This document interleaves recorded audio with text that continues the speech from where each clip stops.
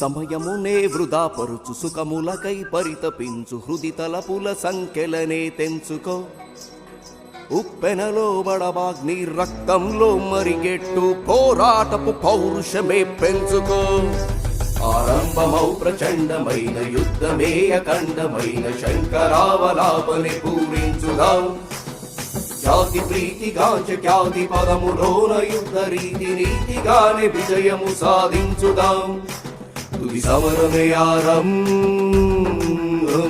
తుది సమరమే ఆరంభం, తుది సమరమే ఆరంభం.